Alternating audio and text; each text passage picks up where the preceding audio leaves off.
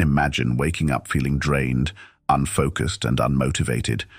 You reach for your phone and scroll, seeking a spark of energy from notifications or quick entertainment, but it never lasts. In our modern world of endless dopamine hits, social media, sugary treats, binge watching, our brains are overloaded yet starved of real satisfaction. We bounce from one instant pleasure to the next, only to end up exhausted and foggy. If you feel this way, you're not alone, and there is a way out. The ancient Stoic philosophers, without knowing the word dopamine, understood something profound about living with vigor and clarity. They practiced habits that kept their minds sharp and their spirits resilient. Today, neuroscience is catching up, showing that these Stoic habits naturally boost our brain's dopamine in healthy ways and restore emotional balance. Welcome to Dopamine Reboot, 10 Stoic habits to regain your energy and clarity. In this video, we will journey through 10 powerful practices, each numbered and explained, that combine ancient wisdom and modern science. These habits are not quick hacks or trendy detoxes, but consistent ways of living that will help reset your brain's reward system, reignite your energy, and clear the mental haze. Some are poetic and philosophical, straight from Marcus Aurelius or Seneca, and others are intensely practical, backed by the latest research on the brain. Stick with us until the end. Don't miss habit number 10, because each habit builds on the previous ones.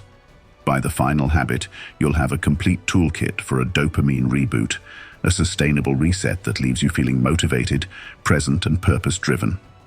Whether you're looking to overcome burnout, find emotional calm, or simply feel excited about life again, these Stoic habits will guide you. Let's dive in with an open mind and a willing spirit. As Marcus Aurelius said, the impediment to action advances action. What stands in the way becomes the way. Over the next few minutes, the very obstacles draining your energy will become the path to getting it back. Stay tuned through all 10 habits. Your future self, clear-headed and recharged, will thank you. 1. Embrace voluntary discomfort. Life has become too comfortable, and it's killing our energy. Stoics like Seneca knew that comfort and pleasure in excess can make us weak, so they deliberately sought out small hardships. In one letter, Seneca proudly describes himself as a cold water enthusiast, plunging into icy water on New Year's Day. Why? The body should be treated more rigorously, that it may not be disobedient to the mind, he explains. This ancient wisdom finds echo in modern neuroscience. Short bursts of physical discomfort can spark lasting dopamine rewards. For example, a brief cold shower or ice bath isn't just an exercise in willpower, it triggers a healthy neurochemical response. Research shows that cold exposure causes a prolonged release of dopamine, elevating mood and focus for hours without a crash. In other words, when you willingly endure discomfort, your brain rewards you with clarity and even a kind of euphoria once the challenge passes. Think of it like training your courage muscle. Who is in charge? The part of you that craves comfort or the part that faces fear? Each day, doing something that isn't easy teaches your mind that you are in control, not your impulses. It could be a cold shower, doing that extra set of push-ups, taking the stairs instead of the elevator, or fasting until lunch. When you voluntarily embrace discomfort, you mimic the Stoics and signal to your brain that you're pursuing something meaningful, not just avoiding pain. Navy SEALs and athletes understand this. They deliberately train in harsh conditions so that ordinary life feels easier by comparison. Even modern entrepreneurs like Twitter's CEO have taken up cold baths and fasting as daily rituals to build discipline and have noted improved focus as a result. Picture a software engineer named Alex who felt sluggish and anxious every morning.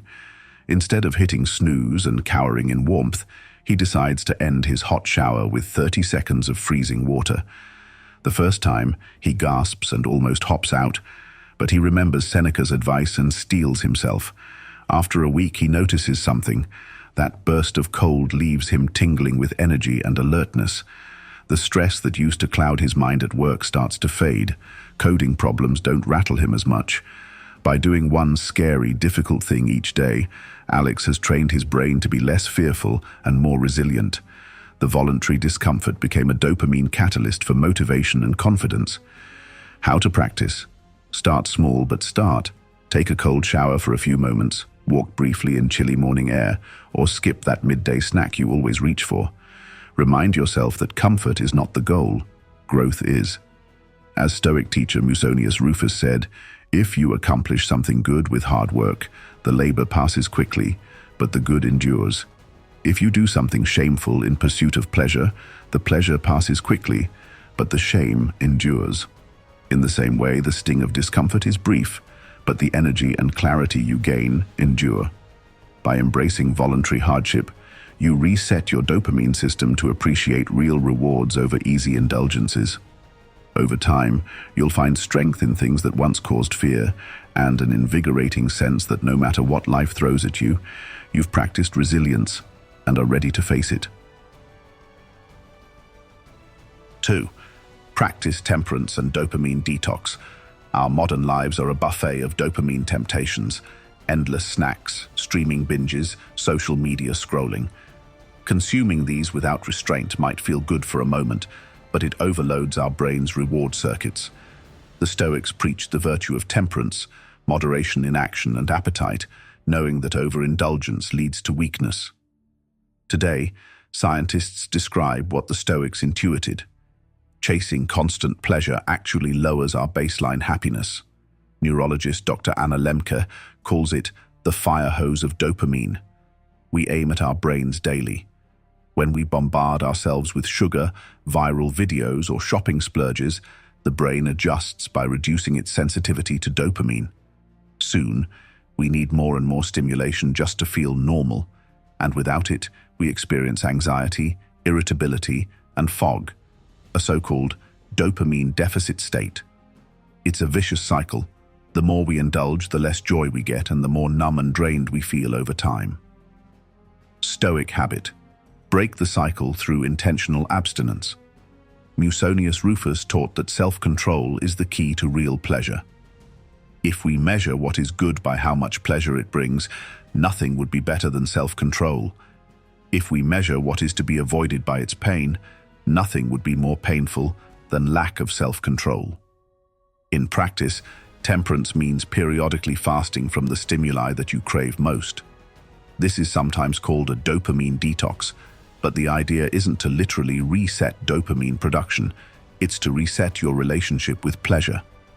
Try cutting out or reducing one habitual indulgence for a set time. For instance, no sugary snacks for 1 week, or no social media for 48 hours, or even a whole day with no electronics. The first day will feel uncomfortable. Your brain will cry out for that quick hit. But then an amazing thing happens. Your natural dopamine balance starts to recover. Simple things like reading a book or taking a walk start to feel pleasurable again. Food tastes richer when you're truly hungry. A conversation with a friend feels more engaging when you haven't spent all day scrolling feeds. The Stoics practiced this by choice. They would eat simple meals, sometimes dressing in plain clothes or sleeping on the floor, to remind themselves they didn't need luxuries. By denying the short-term pleasure, they kept their dependence in check and enjoyed life's basics more deeply.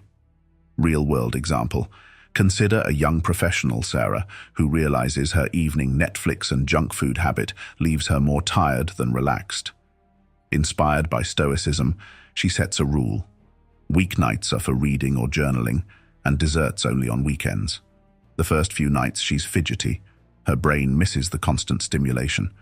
But by the end of the week, she notices she's sleeping better and her mind feels sharper. When she does watch her favorite show on Saturday, one episode is deeply satisfying and she doesn't feel the urge to autoplay 5 more. By practicing temperance, she reclaimed control over her drives. She also found that her mood is more even. Those dopamine roller coasters of binge and crash were quietly stealing her clarity. Modern research confirms that a period of abstaining can restore your brain's dopamine sensitivity. Think of it like a reset. The dopamine receptors get a break from constant bombardment and can breathe again. One study on diet showed that a high sugar intake dampens dopamine release, fueling overeating. But reducing sugar allowed dopamine signals to normalize. Likewise, constant social media hits make real life feel dull. A digital detox can renew your ability to focus and find joy in offline activities. The Stoics didn't have smartphones, but they battled comparable urges: gossip, mindless entertainment at the arena, excessive wine. And their solution was the same: intentional moderation. By practicing temperance, you break the dependence on external highs. Start with one small dopamine-heavy habit you can dial back. As you prove to yourself that you are in charge of your choices, not your cravings, you'll feel a new surge of pride and energy. Your mind will gradually stop chasing the next fix and find contentment in the present moment. The noise settles, clarity returns. Temperance, far from being deprivation, becomes freedom. Freedom to enjoy life's sweetness without being owned by it. Third, single task with full presence. In a world obsessed with multitasking, we scatter our attention, and our poor brains can't find focus. You might think doing 5 things at once makes you productive, but it often leaves you exhausted and unfulfilled at day's end. The Stoics didn't have to deal with email pings and pop-up notifications, but they understood the value of presence. Marcus Aurelius, the philosopher emperor, advised himself, "Do every act as if it were your last." In other words, bring full focus and care to whatever you are doing as though it truly matters, because it does. When you single task, you give your brain the gift of immersion. In that state of deep focus, something magical and very neurochemical happens. You can enter flow, a state of heightened performance and enjoyment, where dopamine is released in a balanced, gradual way that drives you forward. You've likely felt this when engrossed in a good book or a project you love. Time seems to melt away. You feel clear and effective. That feeling is clarity and energy combined. Contrast that with juggling tasks. Start report, check phone, answer message, switch back to report. Each switch jostles your mind. Studies show multitasking leads to more errors and drains mental energy. It also gives little dopamine squirts for each new thing, a notification, a new tweet, training you to seek novelty over completion. The Stoic approach is to do one thing at a time, with excellence. Epictetus said, "Apply yourself in whatever task lies before you, as if it were the last task you were permitted to perform," a variation of Marcus's wisdom. This habit means prioritizing your day and then attacking tasks in sequence, not all at once. Make a to-do list, but then work on item number 1 and ignore the rest until number 1 is done, or your time block for it ends. It takes discipline in the beginning, especially if you're used to dopamine hits from distractions, but the reward is profound: deeper engagement and often less total time needed to finish things. Your brain learns to derive satisfaction from progress, not from the thrill of switching gears. The famous author, J.K. Rowling, when writing the final Harry Potter book, checked herself into a hotel to escape distractions. By isolating herself with just the writing task, she entered a flow state and finished her work faster. That's an extreme example, but it shows how even creative minds use single tasking to produce brilliance. Another example, fictional. Imagine a marketing professional, Nina, who normally has 20 browser tabs open and Slack dinging constantly. She decides to try a Stoic strategy. For the first 2 hours of her morning, she closes email and messaging and works solely on the big strategy document due next week. At first, she's restless and tempted to peek at her inbox. But she recalls Marcus's advice and gently brings her focus back. An hour in, she's in the zone. She's not thinking about anything else.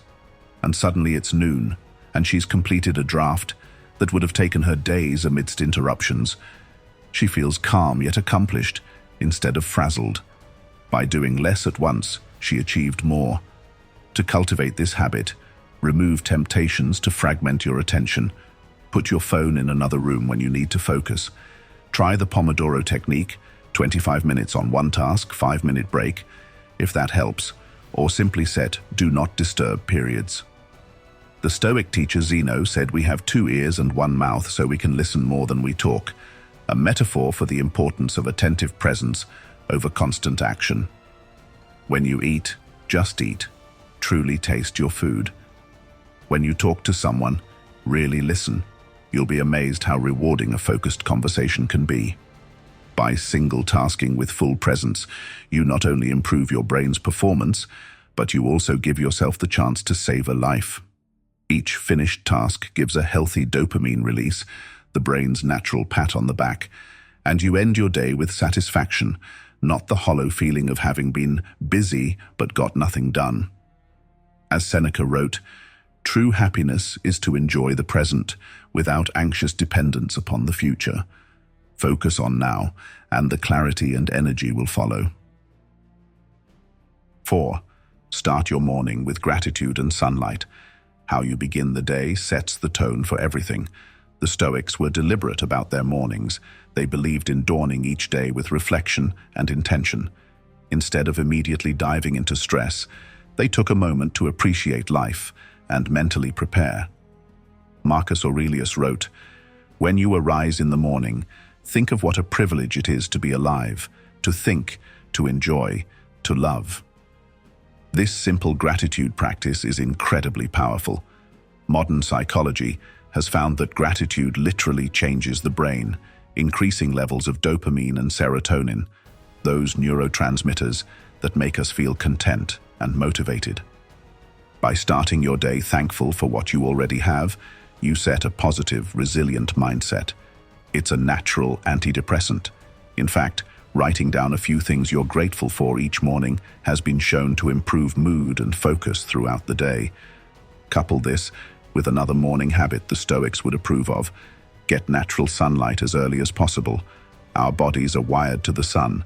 Morning light tells our brain it's time to be alert, boosting our levels of cortisol, in a healthy way, and dopamine.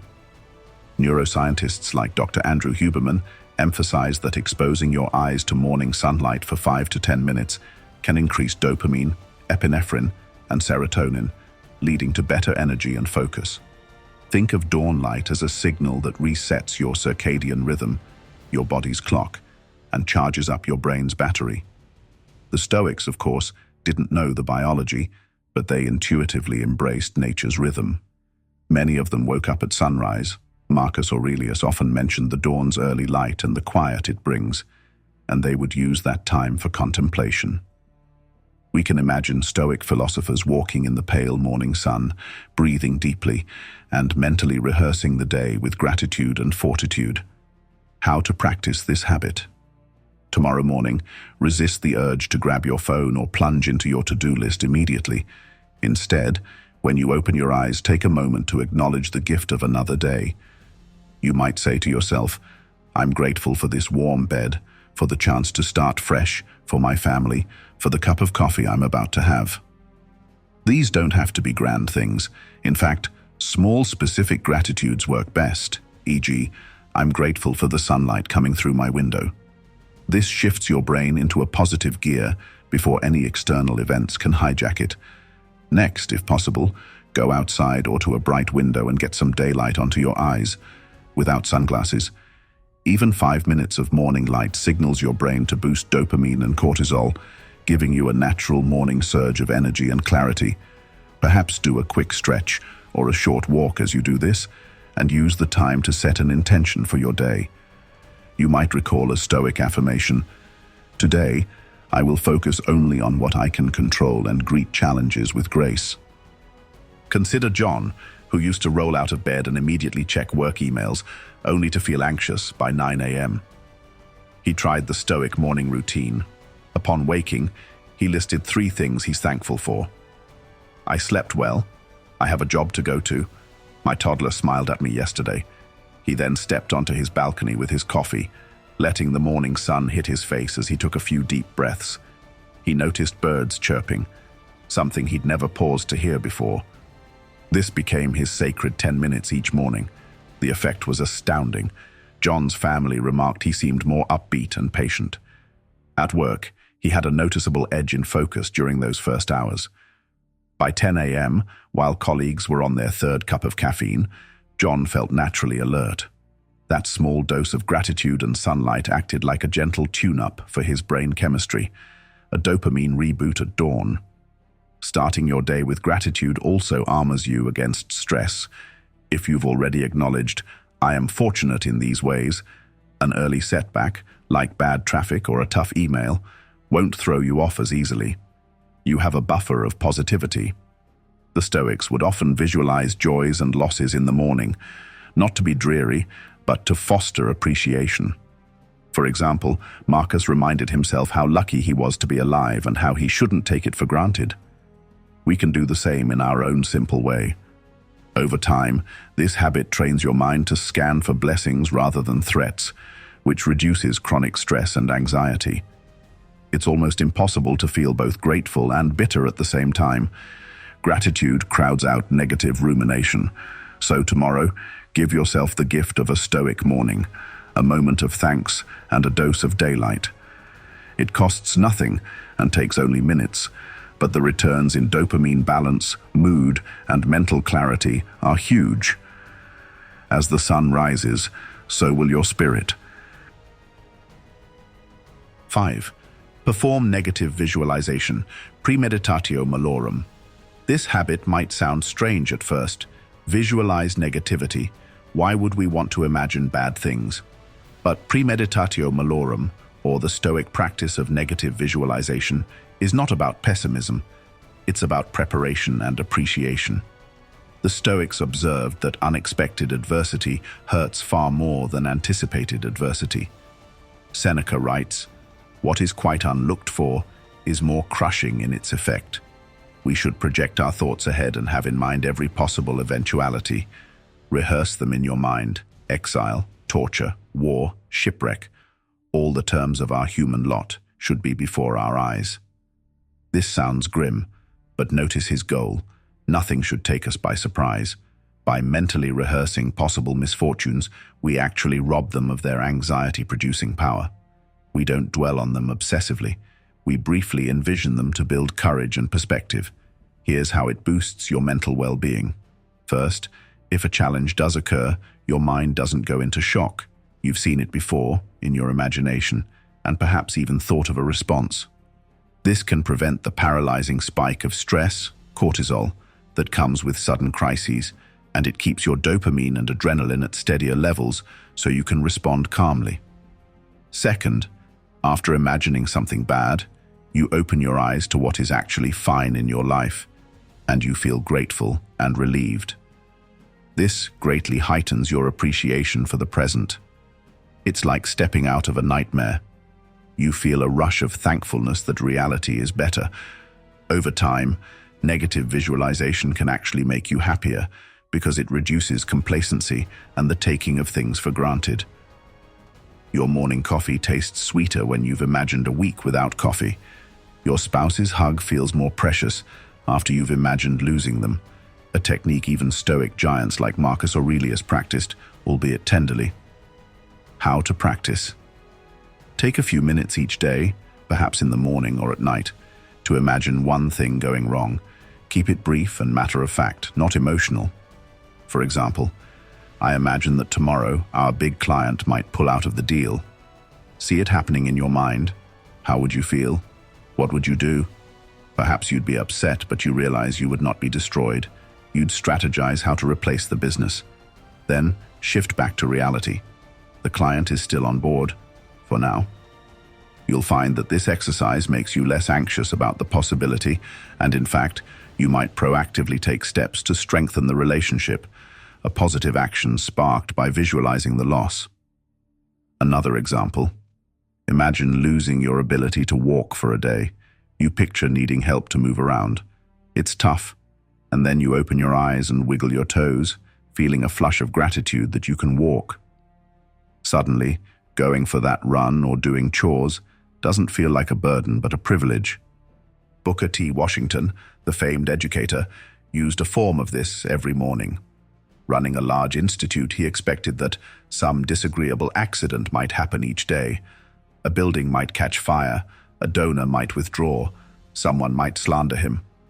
By preparing his mind at dawn for these possibilities, he managed to greet each day's challenges with equanimity. When things went smoothly, he felt extra grateful. When trouble struck, he was mentally ready. This resilience earned him a reputation for incredible calm and leadership under pressure. Meet Priya, a project manager who constantly worries about her projects failing. She starts a Stoic experiment. Each Monday, she visualizes the worst project in her portfolio completely derailing. Her team quits, the budget doubles, whatever her nightmare is. She sits with it for a minute. It's not pleasant, but she then asks, "All right, if that did happen, how could I respond?" She realizes she'd still have options. Talk to her boss, rally support, maybe delay the deadline. Then she lets it go. Through this exercise, Priya discovers two things. One, she's less afraid during the week because her brain has filed that scenario away as handled. And two, she's subtly more proactive. She had imagined losing 2 team members, so she quietly started cross-training another colleague just in case. Negative visualization not only reduces her anxiety, it actively improves her preparedness. One more benefit. Negative visualization is a powerful antidote to hedonic adaptation, the way we get used to good things and stop valuing them. By envisioning their absence, we remind ourselves how much they mean. This spikes your internal reward, a bit of dopamine and a lot of serotonin, the contentment chemical, when you return from imagination to reality. Seneca summed it up. The wise person thinks about troubles in advance, so that when they come as no new danger, and we can say, "I knew you were coming. I've been training for you." It's like a fire drill for the soul. Rather than living in dread, you live in readiness. Ironically, by contemplating a dark scenario, you feel greater lightness of heart in your daily life. It's a habit that inoculates you against panic and fills you with a serene appreciation for the way things are, until they change, and if they do, you'll face it like a Stoic. 6. Remember you will die. Memento Mori. This might sound like another downer, but stick with it. Memento Mori, Latin for remember you must die, is one of the most life-affirming practices in Stoicism. The idea is simple. Regularly remind yourself of your mortality. All things, including us, eventually come to an end. At first blush, this seems morbid, but the effect of contemplating death is a jolt of clarity and urgency that boosts your appreciation for life and sharpens your priorities. Marcus Aurelius advised himself, "You could leave life right now." Let that determine what you do and say and think. Far from making him despair, this thought fueled Marcus to do what mattered each day, to be kind, courageous, and true to himself, because there were no guarantees of tomorrow. Modern psychology confirms that a healthy awareness of death can wake people up to their lives. We often fall into routine, procrastination, or trivial worries, forgetting that our time is finite. Contemplating mortality, in a constructive way, reverses that. It can increase motivation. You realize you have limited time to achieve your goals or connect with loved ones, which spikes dopamine and focus toward those meaningful pursuits. And reduce fear. Ironically, making peace with death lessens the anxiety of it, freeing you to live more fully. This practice also puts everyday stresses into perspective. If I remember that life is short, am I really going to spend today angrily stewing over a rude comment or a traffic jam? Likely not. I'd see it's not worth my limited life minutes. How to practice Memento Mori. There are many ways, big and small.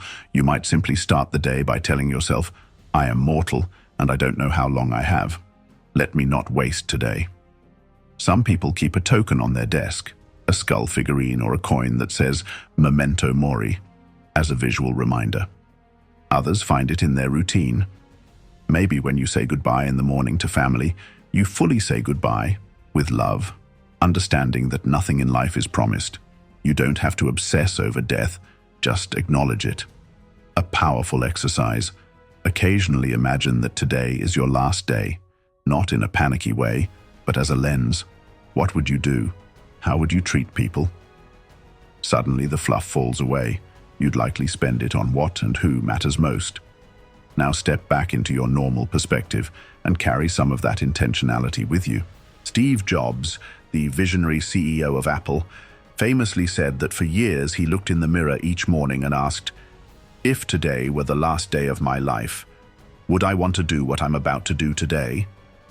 If the answer was no, too many days in a row, he knew something had to change. He credited this practice, remembering that he would die, as the most important tool to help him make big decisions and live a life true to himself. It cut through fear of embarrassment or failure, because in the face of death, those things seem negligible. Example, historical Stoic. Epictetus urged his students to keep death and hardship in mind daily, so that if terror strikes, you have already prepared yourself. He even suggested when kissing your child goodnight, silently remind yourself they are mortal, not to be grim, but to heighten your love and patience for them, knowing any moment together is precious. Consider a modern fictional scenario. David is a stressed manager who barely sees his kids because he's always at work or on his phone. One day, he loses a friend his own age to an accident. Shaken, he embraces the Stoic Memento Mori. Each morning he takes a breath and acknowledges, "I am not guaranteed to reach old age." This isn't depressing, it's motivating. He starts coming home in time for dinner, fully present. Those little annoyances at work. He stops fussing so much because in the grand scheme they're not worth his peace. Within weeks, his family notices a change. Dad is more patient, attentive, and alive. For David, remembering death didn't diminish life, it infused life into his days. Memento Mori has a way of slicing through procrastination. You stop saying, "One day I'll do this meaningful thing," because you realize one day is not on the calendar. You start doing it now or planning for it. It also can alleviate petty conflicts. Many Stoics would imagine their own or a loved one's funeral to put grudges in perspective and renew compassion. When you know time is limited, forgiveness often trumps anger. In terms of dopamine and mental clarity, thinking about mortality refines your dopamine motivation toward long-term, meaningful goals rather than short-term trivial rewards. It's like it filters out the noise. "I need that new gadget," or "I must check social media likes," and focuses your brain on deeper satisfaction. "I want to write my book. I want to help my community. I want to savor my garden." Pursuing those meaningful aims gives a steadier, more fulfilling dopamine release than any quick fix. And emotionally, accepting death can bring an immense peace. Many fear it less and live with more joie de vivre. So don't be afraid to contemplate the inevitable. The Stoics did it constantly, carving it into their rings or reflecting on it at dawn. It's not morbid, it's illuminating. Each time you practice Memento Mori, you strip away distractions and reconnect with what truly energizes you. Life's colors become more vivid. As paradoxical as it is, remembering our death helps us, finally, to start truly living. 7. Journal and reflect each day. Every evening, the Stoics had a habit of self-reflection, a kind of mental bookkeeping of the day's events and their reactions to them. Seneca, in particular, described a nightly routine. After his wife went to sleep, he would sit in the dark and replay the day in his mind, asking himself, "What did I do well? What could I have done better?" He said, "I will keep constant watch over myself and, most usefully, will put each day up for review." This practice of journaling and reflection is like a mirror for the mind. It helps you catch negative patterns, reinforce positive actions, and clear mental clutter before the next day begins. Modern neuroscience praises journaling as a tool to reduce anxiety, improve memory, and yes, even give little dopamine rewards. The act of writing out your thoughts or listing your wins releases dopamine because you're effectively completing a thought and creating order from chaos. That's why checking off a task or writing, "I did this well today," feels satisfying. Your brain treats it as an accomplishment. A journal doesn't have to be a fancy leather-bound volume, though if that inspires you, go for it. It can be a simple notebook or a notes app. The key is consistency and honesty. Dump your thoughts onto paper, worries, triumphs, observations. By doing so, you offload mental weight. Instead of lying in bed with your mind racing, you've placed those thoughts on the page where you can see them from a distance. Often, this brings clarity. What seemed huge in your head may look solvable when written down. Or you might notice, I spent half the day worrying about a meeting that turned out fine. Such insight can retrain your brain not to repeat that wasteful pattern, giving you more energy for productive efforts. Marcus Aurelius's Meditations, one of the most famous philosophy books ever, is essentially his private journal. He wrote notes to himself about staying virtuous, about handling pain, about staying humble in power. He never intended it for publication. It was his way to reflect and fortify his mind. We are lucky to peek into it and see the raw inner work of a Stoic. Inspired by this, you can use your journal to coach yourself. If you struggled with anger that day, write about it. Why did that comment upset me? Was it in my control? How can I react better next time? This turns daily life into a training ground for virtue and emotional intelligence. Over time, you'll see growth in those pages. Situations that used to knock you off course are now handled with more grace. That realization in itself gives a dopamine boost, evidence of progress. US President Theodore Roosevelt kept journals his whole life, even during his presidency. Each night he'd jot down what he did and thought. This helped him learn from mistakes and cherish good moments. Example, fictional modern. Let's say a young nurse, Eleanor, deals with stressful shifts at the hospital. She often comes home exhausted and tense from the day's events. She starts a habit of writing for 10 minutes each night before bed. She writes about the anxious moment when a patient crashed, and how she handled it and what she felt. She also notes a couple things she's proud of. I comforted a worried family today, and one thing she could improve. I lost my patience with a co-worker. Next time I'll take a breath. Within a few weeks, Elena notices she's sleeping better. The act of journaling releases the day's stress from her mind onto the page. It's like her brain says, "All right, we've dealt with that, we can let it rest." She also finds her confidence growing. Reading back, she sees many more wins than she realized in the moment. Her journal becomes a source of encouragement on hard days, reminding her of her strength and purpose. From a brain perspective, journaling can increase activity in the prefrontal cortex, the rational part of the brain, and reduce activity in the amygdala, the fear center. It's similar to what happens in successful therapy. Putting feelings into words changes how the brain processes them, often diminishing their intensity. It's a bit like a self-administered therapy session each night, which leads to improved emotional regulation. One particularly powerful form of journaling is gratitude journaling, which we touched on earlier, writing down things you're grateful for. Doing this at night is a beautiful bookend to the day. It ensures your brain sleeps in a positive emotional state, which is linked to better sleep quality and mood. Gratitude journaling has been shown to increase dopamine and serotonin, those neurotransmitters of happiness, making you feel satisfied as you close your eyes. To get started, decide when you'll journal. Many prefer nighttime to review the day, but morning journaling can also be great, setting intentions, as Marcus did at dawn. Or do both, a brief session in the morning to plan or set attitude, and a longer reflection at night. Use prompts if you like. What happened today? How did I respond? What would I like to remember or do differently? Some days you might write a lot, some days just a few bullet points.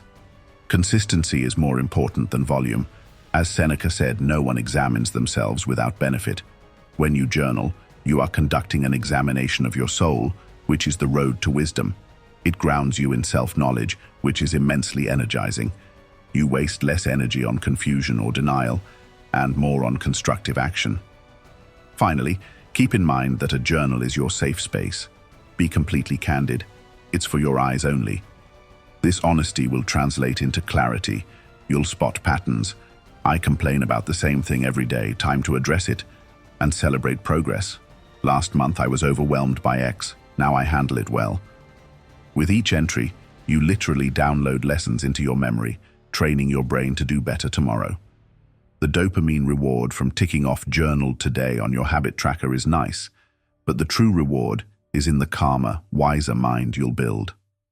Night by night, page by page, you perform a gentle reboot of your brain, letting go of mental junk and reinforcing what serves you. In the morning, you wake up a bit lighter, clearer, and more motivated, ready to live out the insights you gained on paper. 8. Practice kindness and service. It might surprise you, but one of the most potent ways to boost your own energy and mood is to be kind and help others. The Stoics held justice and kindness as core virtues. Marcus Aurelius constantly reminded himself to work for the common good, to be gentle and patient with others, even difficult people. Men exist for the sake of one another, he wrote. Teach them or bear with them. Seneca famously said, "Wherever there is a human being, there is an opportunity for kindness." Embracing this ethos of kindness not only improves the world around you, it directly benefits your brain and well-being. Modern science calls it the helper's high. Acts of kindness release dopamine and other feel-good neurotransmitters in our brains, literally making us feel happier and more energized. Studies have shown that when you do something compassionate, whether it's donating to charity, helping a colleague, or even giving a genuine compliment, the brain's reward system lights up as if you were the one receiving a reward. Stoics saw all humans as part of a larger whole, we might say the human family. Doing good for others was to them living in accordance with nature. Since we are social creatures, helping one another is our natural function. Interestingly, neuroscience aligns with this. Our brains want us to cooperate and bond. Acts of cooperation and generosity boost oxytocin, the bonding hormone, and dopamine. Oxytocin in turn can lower stress hormones and even improve our heart health. So, kindness isn't just a moral duty in Stoicism, it's a biological antidepressant and anti-anxiety practice. How to practice? Look for one small opportunity each day to do something kind or helpful without expectation of reward. It could be as simple as letting someone merge in front of you in traffic with a smile instead of the usual scowl, or texting a friend a sincere note of appreciation. It could be volunteering an hour of your time this week, or helping a coworker who's struggling with a task. The key is mindset. Approach these acts as privileges you get to do, rather than chores. Stoics often spoke of the joy of helping others. It aligned them with virtue and gave their life meaning. You'll notice that the days you do something kind, you end the day feeling more uplifted. It's somewhat paradoxical. When you feel low, you might think, I should focus on myself, but often the fastest way to feel better is to brighten someone else's day. It pulls you out of your own head and gives you a sense of purpose and connection, which are rocket fuel for our mental health. Think of someone like the Dalai Lama, not a Stoic by philosophy, but a great example of kindness in action. He often says that being compassionate to others is the source of his own happiness and peace. On a more everyman level, consider a retiree who volunteers at a community garden. He spends a morning helping plant vegetables for neighbors. He notices that on volunteer days, he has more spring in his step. That's the helper's high. He is literally getting a dopamine lift from contributing. Example, fictional story. Lisa, a high school teacher, is battling burnout. Her days feel monotonous and draining. She decides to try a Stoic experiment. Each day, she will focus on one act of service or kindness at work. On Monday, she spends extra time after class tutoring a struggling student. On Tuesday, she bakes cookies and leaves them in the staff room with an encouraging note. Wednesday, she compliments a normally difficult student on a strength she observed. After a week, Lisa is struck by how her own mood has lifted. I used to drag myself through the week. Now I feel oddly energized, she notes in her journal. The gratitude and smiles she receives in return play a part, but even before anyone acknowledged her efforts, she felt a warm glow just planning those kind acts. It's like she rediscovered why she became a teacher, to help and uplift, and that reignited her passion. Kindness also builds resilience. When you engage in helping others, it broadens your perspective. Your own problems might not vanish, but they often seem less overwhelming. You realize you have something to give, which is empowering. It shifts you from a passive victim of stress to an active giver of joy. That role reversal can flood you with positive emotion and confidence. In Stoic terms, exercising kindness and fairness is exercising virtue, and virtue is the only true good.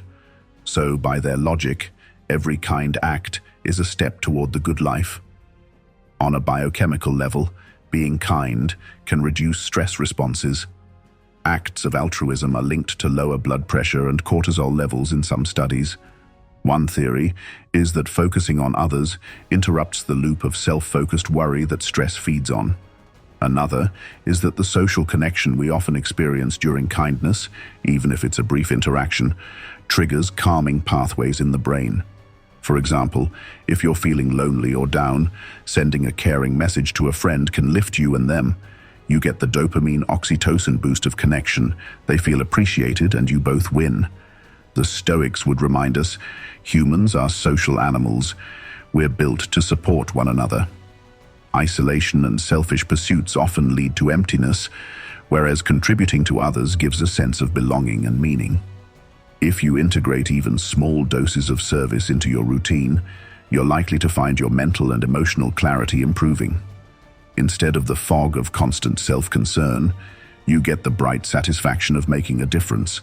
Energy flows where intention goes, and when your intention includes the welfare of others, an abundant energy flows back to you. Helping others is helping yourself, is not just a saying, it's a neurological fact. So the next time you feel stuck in your head or listless, do something kind, however tiny. As Seneca knew and science confirms, an opportunity for kindness is an opportunity to heal and energize yourself too. 9. Focus on what you can control. Release what you can't. At the heart of Stoicism lies a simple but life-changing principle, the dichotomy of control. We cannot choose our external circumstances, taught Epictetus, but we can always choose how we respond to them. In practice, this means zeroing in on the things you have power over, your actions, your judgments, your effort, and letting go of attachment to everything else, like other people's opinions or random events of fate. This habit is a massive energy saver and clarity booster. Why? Because so much mental anguish and wasted effort come from trying to manage the unmanageable. When you constantly worry about things outside your control, the economy, the weather, other people's decisions, you put your brain in a futile loop, generating stress with no solution. That stress floods you with cortisol and drains your dopamine, since you get no reward from an unsolvable worry. Focusing on the controllable breaks that loop. It directs all your energy to fruitful avenues, where effort can lead to improvement, and that does give you satisfying dopamine hits as you make progress or solve problems. Implementing this Stoic habit is straightforward in concept, but requires practice. It starts with a mental check. When you find yourself anxious or upset, pause and ask, is this within my control? If no, remind yourself to let it go or accept it as is. If yes, then channel that emotional energy into action. For example, you're nervous about an upcoming job interview. You can't control the interviewer's mood or the competition, but you can control your preparation and your mindset. So focus there. Practice your Q&A, get your suit ready, plan to arrive early. Once you've done what's in your power, release the outcome. Epictetus would say that by doing your best, you've played your part. The rest is not up to you, so why waste a thought on it?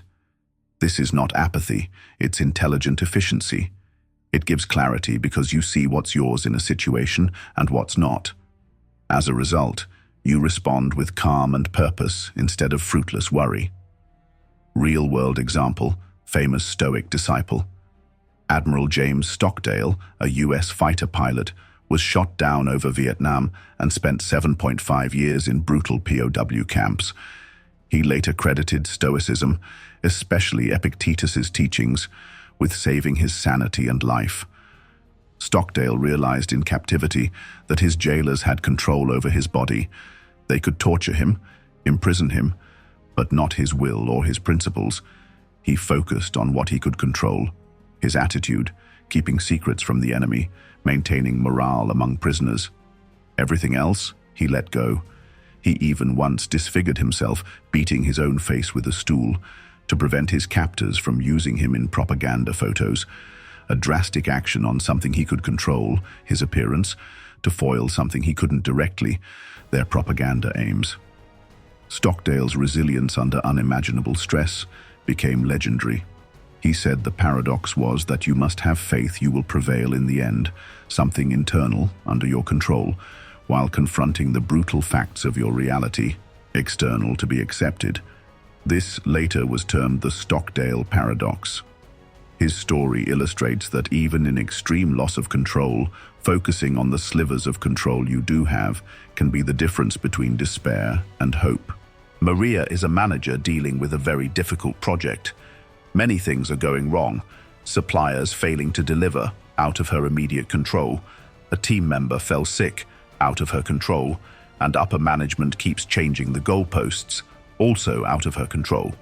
She's on the brink of a breakdown until she remembers Stoic advice from a book she read. She grabs a sheet of paper and makes 2 columns: under my control versus not under my control. She lists under her control: how she communicates with clients about delays, how she reallocates work among healthy team members, her own work hours and effort, her attitude toward the chaos.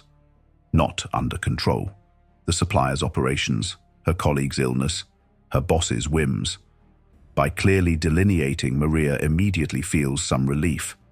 It was the nebulous everything is awful cloud that was crushing her. Now she has a plan of attack. She writes emails to clients with honest updates. Clear communication is in her control. She sends a get-well basket to her teammate. Kindness and support in her control. And she sets up a meeting with her bosses to clarify priorities, seeking influence where she can. She accepts that deliveries might still be late, but that's a fact of reality, not a personal failure. With this mindset shift, Maria navigates the crisis far more calmly. Co-workers notice she's not panicking like others. She's proactively solving what can be solved. In the end, the project isn't perfect, but it survives, and Maria does too, without losing her sanity. Neuroscience tie-in. Stress often comes from feeling out of control. If you focus on uncontrollables, you perpetually feel helpless, which can lead to chronic stress and depression, learned helplessness. Conversely, honing in on what you can control enhances your sense of agency. This is hugely important for mental health. A sense of control is linked with higher dopamine levels and motivation because your brain learns that your actions have an effect. In therapy, a core technique is helping people distinguish between changeable and unchangeable aspects of problems, then focusing effort on the changeable. It's essentially Stoicism repackaged. When you consistently practice the dichotomy of control, you protect your mind from a lot of unnecessary anguish. Traffic jam. You can't make cars vanish unless you're a traffic light engineer, but you can choose your reaction. Perhaps use the time to listen to a good audiobook or practice deep breathing. You arrive at work not furious, wasting energy on a non-controllable, but maybe even enriched by a new idea from that audiobook, or at least calm from breathing exercises. A helpful mantra is, do your best, let go of the rest. Stoics added another layer. Even when outcomes aren't what you wanted, you still have control over the meaning you assign and how you grow from it. No failure or tragedy can take away your power to learn, to find dignity, or to practice virtue that remains yours, mains. By focusing on what you can control, you'll find you have more clarity, fewer what-ifs clouding your mind, and more energy, since your efforts actually lead somewhere. It's like pruning a tree. You cut away the branches that go nowhere so the core can flourish. In your life, cut away the worry and fuss over externals. Direct that light of attention to your choices and attitudes. You will feel lighter. Many people report this habit alone dramatically reduces anxiety. As Epictetus said, suffering arises from trying to control what is uncontrollable or from neglecting what is within our power. So he gives us the recipe for peace. Stop trying to control the uncontrollable and don't neglect the controllable. With this habit, you become like an archer. You aim true and release. Once the arrow is in the air, worrying won't change its course. You either hit the target or you learn to adjust your aim next time. Either way, your mind remains serene and steady, ready for the next shot. 10. Cultivate stillness and unplug regularly. In the relentless buzz of modern life, stillness is a superpower. Our days are filled with noise, literal noise, digital noise, informational noise.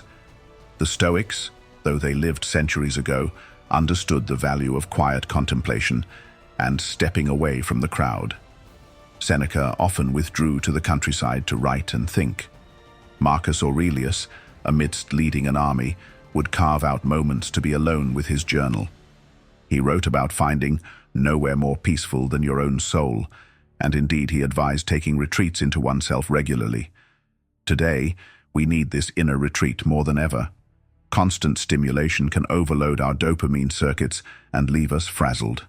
Think about how you feel after hours of toggling between tasks, social media, news, etc. Jittery and drained. Now recall how you feel after sitting quietly in a park or after a few minutes of meditation, grounded and refreshed.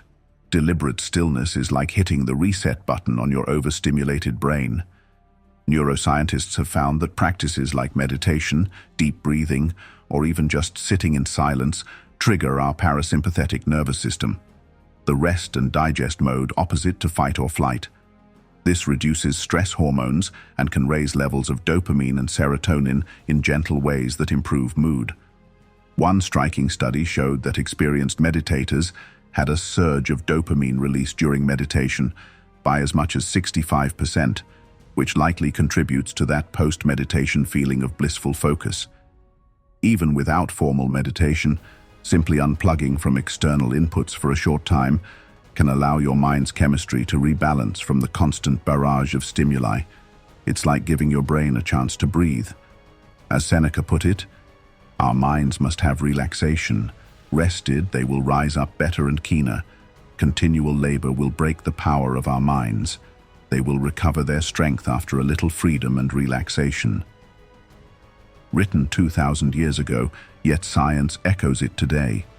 Downtime isn't a luxury. It's a necessity for peak performance and sanity.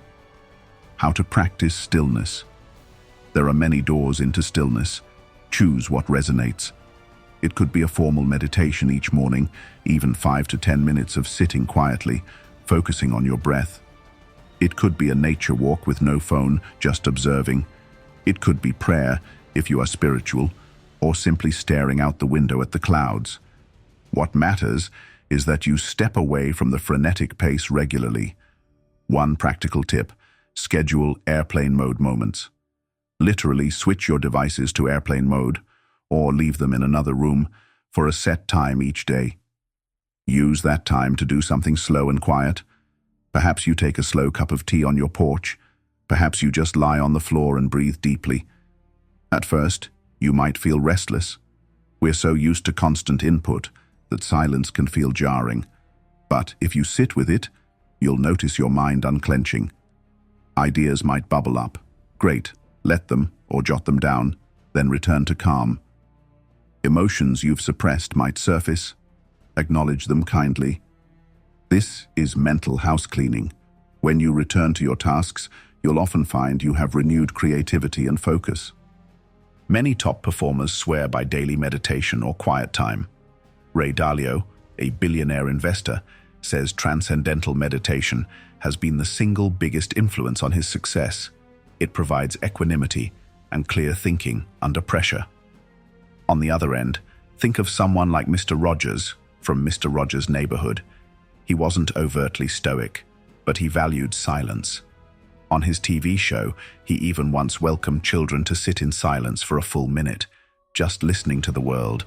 He knew that even kids benefit from a pause in stimulation. Example: Jenna is an overworked college student. She studies with music on, takes breaks by scrolling Instagram, and watches TV to fall asleep. Constant noise. She's chronically anxious and can't figure out why. On a whim, she tries a 10-minute guided meditation online. The first time, she feels fidgety and her thoughts race, but she notices she's a bit calmer afterward. She decides to make it a habit each evening. After a week, Jenna has an epiphany. Those 10 minutes of stillness make her whole evening more serene. She falls asleep faster and wakes with a clearer head. Encouraged, she also starts doing a quiet morning walk before classes. No phone, just noticing the morning air. It quickly becomes her favorite part of the day, a sanctuary of calm before the campus hustle. Her friends notice she's less reactive and stressed. By seeking stillness, Jenna broke the cycle of constant arousal that was burning her out. This habit ties together many of the previous ones. In stillness, you can practice Memento Mori, contemplate life briefly. You can reflect, as in journaling, sometimes I meditate, then write what comes. You can focus on breath, a single task presence drill. You can process the day, like an internal evening review. It's the time where your mind integrates everything. Without it, we become like a computer that never reboots. Eventually, it runs slow or crashes. With pockets of stillness, you allow mental fragments to settle. Clarity emerges. Often, your best ideas or deepest insights about what you really feel will come in these quiet moments. That's dopamine and other neuromodulators at work too. When the noise stops, the brain often solves problems in the background and then gives you a little eureka, a reward out of the blue. Stoicism isn't all action. It also values inaction at the right time. Be still doesn't mean do nothing forever. It means create a rhythm of effort and renewal. The farmer lets a field lie fallow to regain fertility. Let your mind lie fallow briefly to regain creativity and vigor. And don't feel guilty about it.